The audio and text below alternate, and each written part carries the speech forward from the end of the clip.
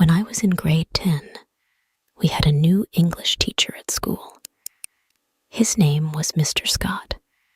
He was young and very handsome. Mr. Scott had dark hair and kind brown eyes. He was only 24 years old. All the girls in our school liked him. During breaks, they often walked past his classroom just to see him. Mr. Scott was very polite and friendly. The other teachers liked him too. Some young teachers always tried to talk to him, but he stayed professional and focused on teaching. I also liked Mr. Scott. I thought he was the best teacher in the world. I never missed his classes and always did my homework. But I was a shy girl. My classmates often joked with him and asked silly questions, but I couldn't do that. I just worked hard in his class and listened to him carefully. Sometimes I wore my favorite dress to his lessons, hoping he would notice me.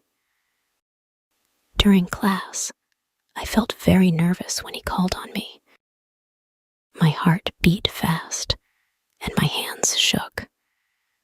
But I always answered his questions because I wanted to impress him. Mr. Scott always gave me good grades. He often smiled and said, "Good job, Emma." Hearing this made me happy.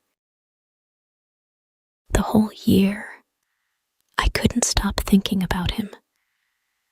I even dreamed about him at night. One day, I found out where he lived. His house was near my neighborhood. Sometimes I walked past his house, hoping to see him. If I did, he would smile and say hello. If he was with his friends, I felt very jealous.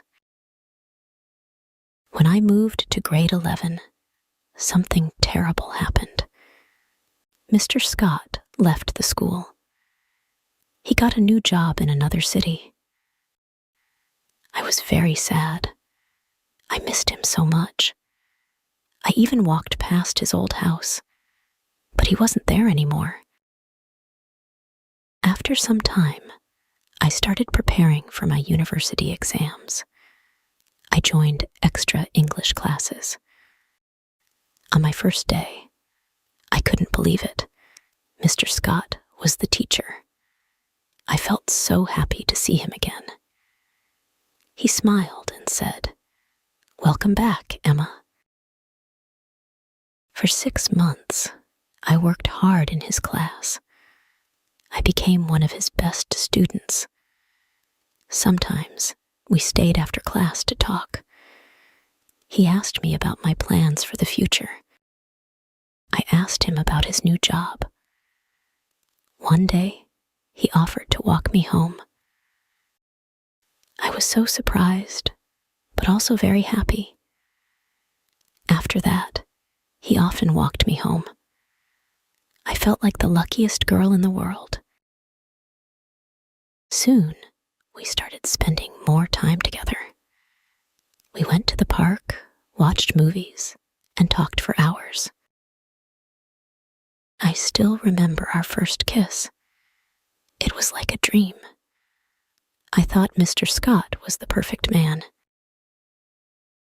But one day, he told me he had a new job offer in another country. He had to move to the USA. I felt heartbroken. We promised to write letters to each other. For a while, we stayed in touch, but life was busy. For the first few months, we wrote letters to each other. I waited for his letters every week. But over time, the letters became fewer. I started college, and we lost touch. 8 years passed.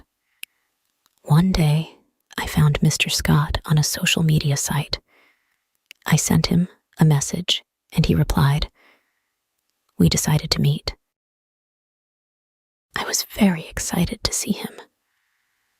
I dressed nicely and went to the cafe where we planned to meet.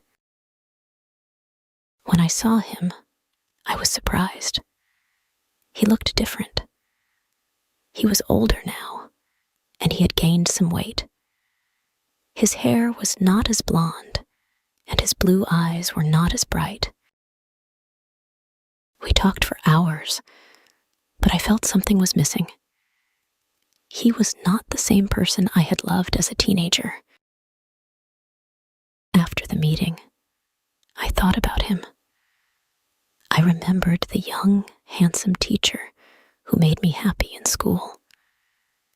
But I realized that my feelings had changed. We grow up. We change. What was important to us before is not always important now. But I will always smile when I think about my first love, my teacher, Mr. Scott. After meeting Mr. Scott again, I felt both happy and sad. I was happy to see him and talk to him. But I was also sad because I knew my feelings for him were gone. The next day, I looked at old photos from school. I saw pictures of my friends, my teachers, and even Mr. Scott. I smiled when I saw them. I thought, those were beautiful days. But now, my life was different. I was a grown woman. I had a job, new friends, and new dreams. 1 week later, I received a message from Mr. Scott. He said, "It was nice meeting you. I hope we can stay friends." I replied, "Thank you, Mr. Scott. It was nice seeing you too. I wish you all the best." We talked a little more, but I knew it was time to move on. One evening, I walked in the park near my house. It started to rain, and I remembered the time Mr. James walked me home in the rain. I smiled. I thought, life is like rain. Sometimes it feels cold and sad, but it also helps new flowers grow. I still remember Mr. Scott sometimes, but now I feel happy when I think about him. He was a part of my story, but he was not the end of it. Life is full of surprises. It brings new people and new dreams into our lives. And sometimes the best moments come when we least expect them.